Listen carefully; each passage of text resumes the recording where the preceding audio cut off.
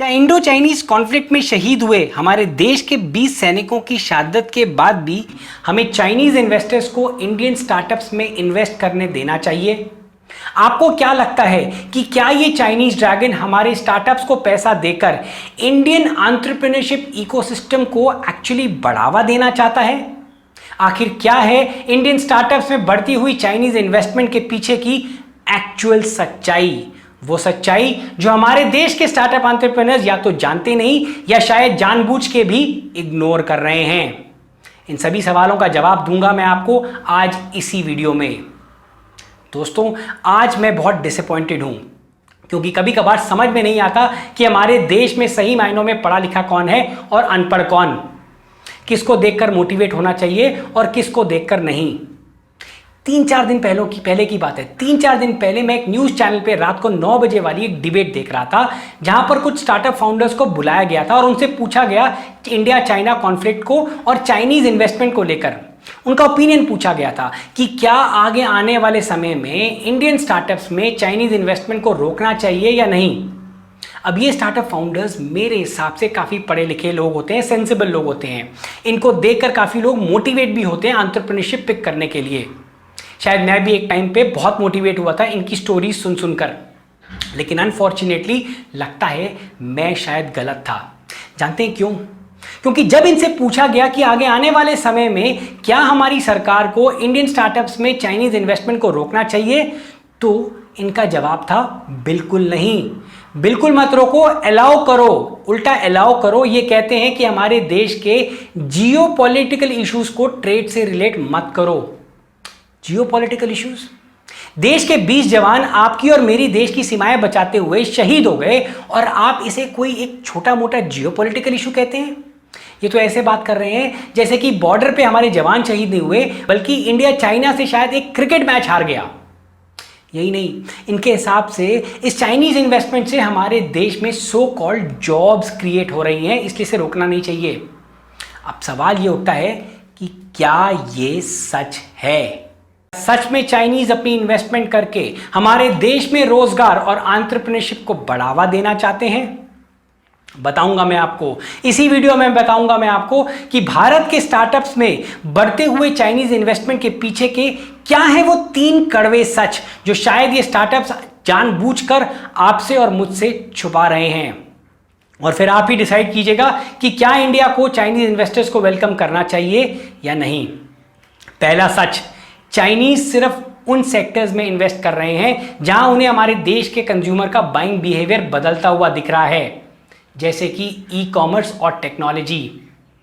भारत सरकार की मजबूत रिटेल पॉलिसीज की वजह से चाइनीज हमारे रिटेल सेक्टर में तो घुस नहीं पाए, लेकिन यही कमजोर और अनक्लियरली डिफाइंड ई कॉमर्स पॉलिसी की वजह से ये ई कॉमर्स सेक्टर में बड़ी आसानी से और बड़ी तेजी से घुस गए और आज ये हाल है कि ये बड़े मजबूती से पैर जमा के बैठे हैं। हमारे देश के एम्प्लॉयज़ की इनको कितनी कदर है वो तो आपने स्टार्टअप्स में रिसेंटली हुए ले ऑफ्स में देख लिया होगा। उन सभी स्टार्टअप्स में चाइनीज इन्वेस्टर्स का पैसा लगा हुआ था। जॉब्स के नाम पे हमारे देश में ये सिर्फ डिलीवरी बॉयज और कैब ड्राइवर्स की नौकरियां बना रहे हैं। लैपटॉप से लेके मोबाइल तक, खिलौनों से लेके प्लास्टिक की बोतल तक, ई कॉमर्स में बिकने वाला 70% से भी ज्यादा प्रोडक्ट इंडिया में नहीं चाइना में बनता है। इन्हें हमारे देशवासियों के स्किल डेवलपमेंट से कोई लगाव नहीं। वो सब छोड़िए, जब देश पे कोरोना वायरस का संकट आया था तो इन चाइनीज कंपनियों ने क्या कंट्रीब्यूट किया था पीएम केयर फंड को, ये आप गूगल करके देख सकते हैं। ओप्पो, वीवो, शॉमी, वोमी क्या किया था इन्होंने कंट्रीब्यूट? मैंने खुद एक वीडियो निकाला था, देखिएगा उस वीडियो को, क्या कंट्रीब्यूशन था इनका पीएम केयर फंड को लेकर।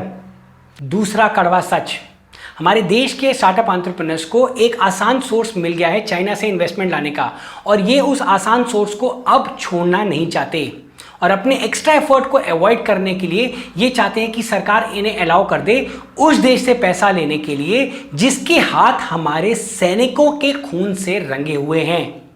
ऐसा नहीं है कि और देश पैसा नहीं देते। मुकेश अंबानी ने रिलायंस जियो के लिए 1.5 लाख करोड़ से भी ज़्यादा पैसा 60 दिन से भी कम समय में ग्लोबल इन्वेस्टर से उठाया। इसमें से एक भी इन्वेस्टर चाइनीज नहीं था। तीसरा कड़वा सच, चाइना एक्चुअली हम पर कोई एहसान नहीं कर रहा हमारे स्टार्टअप्स में इन्वेस्टमेंट करके। ये चाइना की बहुत बड़ी स्ट्रैटेजी का छोटा सा हिस्सा है।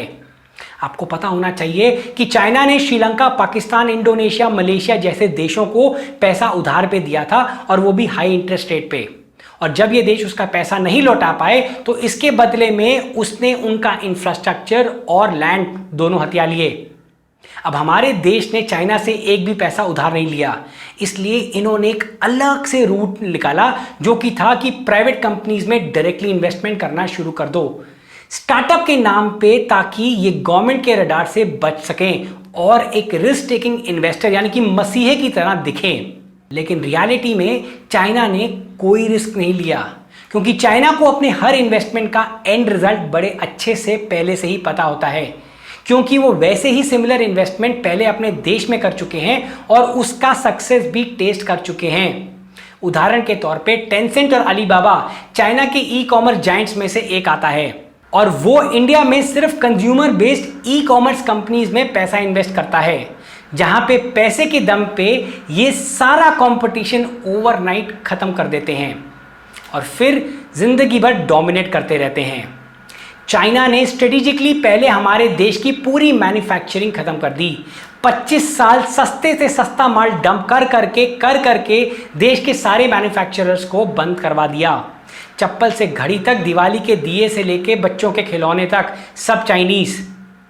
आज भी Amazon, फ्लिपकार्ट, स्नैपडील या किसी भी ई कॉमर्स साइट पे बिकने वाला 70% से भी ज़्यादा माल चाइनीज़ है।